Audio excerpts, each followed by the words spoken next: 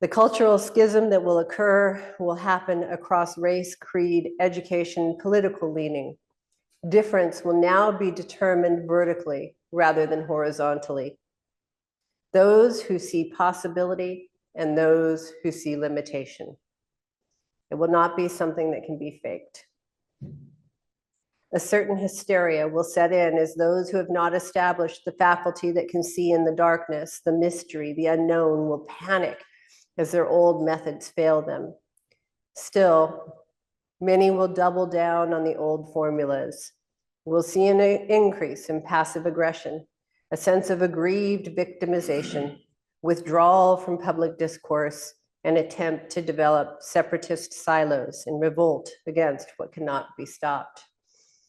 We've accused each other of trolling, canceling, and gaslighting each other. Between the two, only two narratives we've been given to choose between. Forget gaslighting. We are battling our way through the smoke and mirrors of politic lighting so that eventually we might all know the truth for ourselves.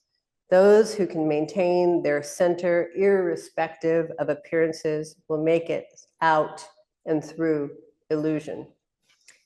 The best sense of reality we have at any point can still only be considered a working theory. I suspect much of what we are experiencing in this time is that our givens are being pulled out from beneath us, that AI and robotics will be making this a regular occurrence. Those who do not grip to a fixed notion of reality will likely have an easier, perhaps even enjoyable time as we transition into becoming, as one friend of mine says, like pets to AI. We are entering a time when many bets are off, where things we relied on, like political forecasts, prove invalid, and those who have previously defined reality are rapidly losing dominion over what they once ruled over. But there can be wisdom in insecurity.